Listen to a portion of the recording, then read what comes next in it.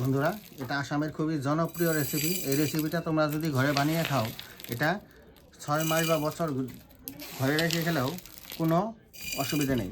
এটার সাথে তোমরা একটু পেঁয়াজ কুচি, একটু কাঁচা লঙ্কা কুচি মিক্সড করে চায়ের সাথে সকাল বিকাল 2 বেলা খাইতে পারবে।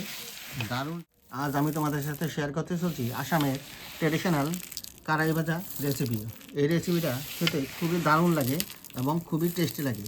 এটা সকাল বিকাল চায়ের সাথে তোমরা খাইতে পারবে এবং এটি বানানো খুব ইজি। তো আমি এই রেসিপিটা কীভাবে বানাই তোমরা কমপ্লিট ভিডিওটা আমার দেখতে থাকো। বন্ধুরা, রেসিপিটির জন্য আমি 1 বাটি তেল, 1 বাটি বড়া চাল, 1 বাটি মাসকালাই এবং 1 বাটি বুট নিয়ে নিয়েছি। এই রেসিপিটি পুরা মেজারমেন্ট মাপে নিতে হবে, নাহলে রেসিপিটি ঠিকঠাক হয় না। তো চলুন বেশি কথা না বলে রেসিপিটি শুরু করা যাক।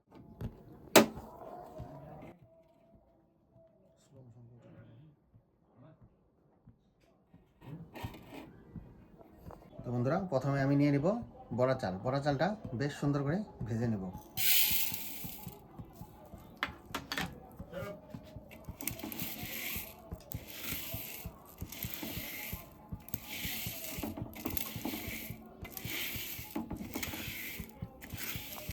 বেশ সুন্দর করে বড়া চালগুলো ভেজে নিয়েছি। এবার এটা উঠিয়ে নিব।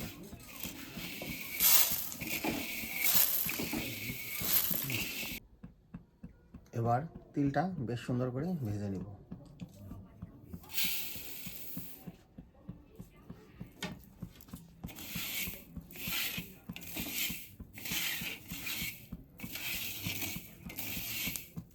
বন্ধুরা, আমার তিলটি বেশ সুন্দর করে ভেজে নিয়েছি। এবার তিলগুলো নামিয়ে নেব।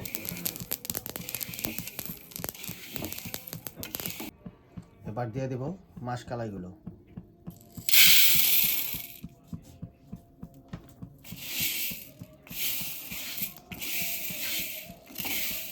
মাসকালাইগুলো খুব সুন্দর করে ভেজে নেব, একদম একটু লালচে করে। তো বন্ধুরা, আমার মাসকালাইগুলো খুব সুন্দর করে ভেজে নিয়েছি। এবার এগুলো নামিয়ে নেব।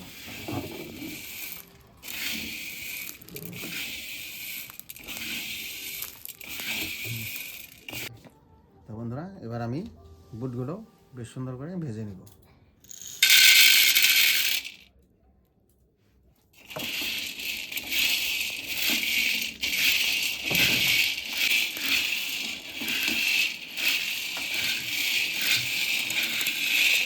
বুটগুলো বেশ সুন্দর করে আমি ভেজে নিয়েছি। এবার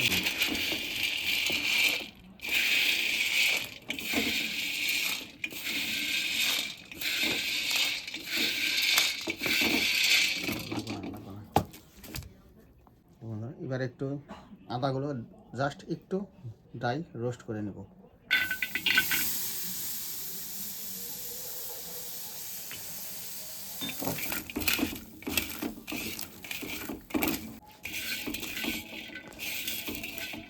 বন্ধুরা, আদাগুলো ভালো করে রোস্ট করে নিয়েছি। এবার আদাগুলো উঠিয়ে নেব।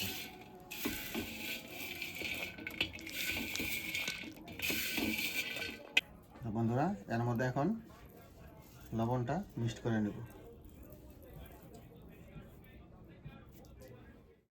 এখন এর মধ্যে একটু সরষের তেল মিক্সড করে দেব।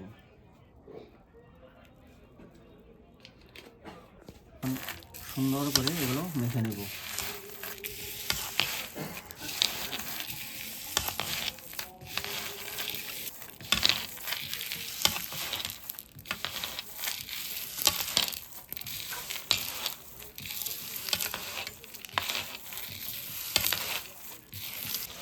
বন্ধুরা, এটা আসামের খুবই জনপ্রিয় রেসিপি। এই রেসিপিটা তোমরা যদি ঘরে বানিয়ে খাও, এটা 6 মাস বা বছর ঘরে রেখে খেলেও কোনো অসুবিধা নেই।